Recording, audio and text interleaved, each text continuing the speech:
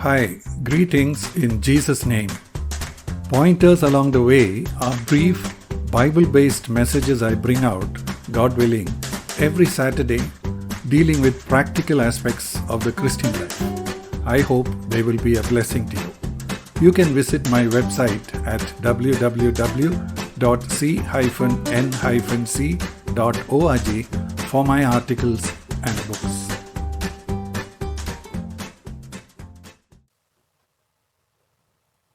This is pointer number 900 and it's called Our Sinful Response. Think of someone who has hurt you.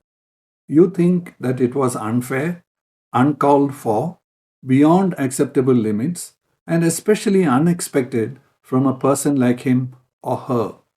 Every time you think about it, it hurts, and sometimes it hurts more because the practical consequences of that person's act continue even now, long after it happened.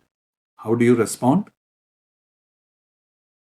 Our whole nature is such that any of us can sin if we yield to temptation.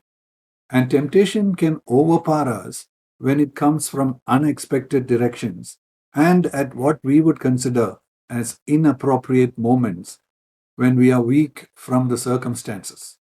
However godly we may have become and transformed by the grace of God in our lives, it still remains a fact that we don't fully understand every propensity we have towards sin that remains in our flesh. So, we can say that we are all blind to different aspects of our self centered attitudes and behavior, which come out of our life and hurt others, even when we don't see how they could have hurt anyone.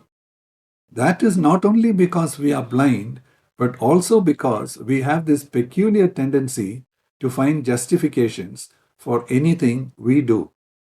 We are so deeply self centered in our thinking that we are many times unable to see things from any other points of view. Jeremiah chapter 17, verse 9. The heart is more deceitful than all else and is desperately sick. Who can understand it? As a result, even when we are the ones who have done wrong, we have this tendency to see only the other people's faults and imagine that what we have done was justified under the circumstances. For example, we can do something wrong and then focus on the fact that the other person is not forgiving. We have now addressed two scenarios, one where someone else has hurt us, and the other where we have hurt someone else.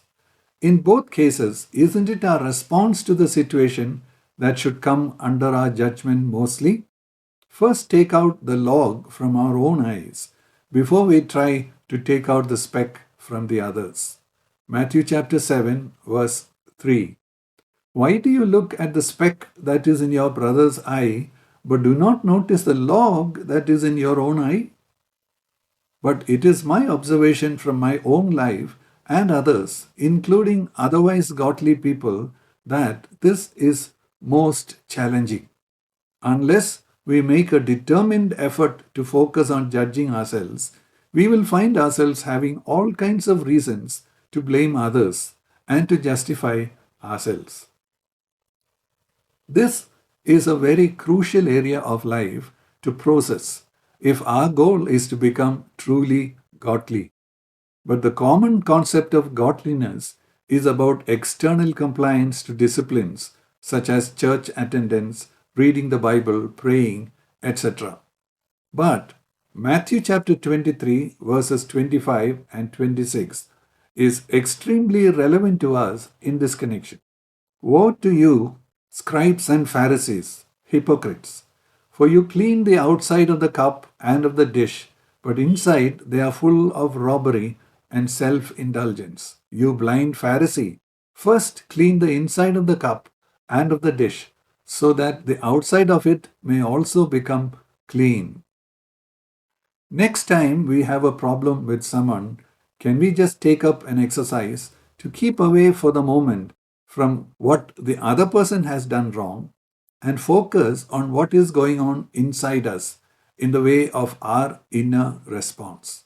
Let us meditate deeply on, Father, forgive them, for they do not know what they are doing. Luke chapter 23, verse 34.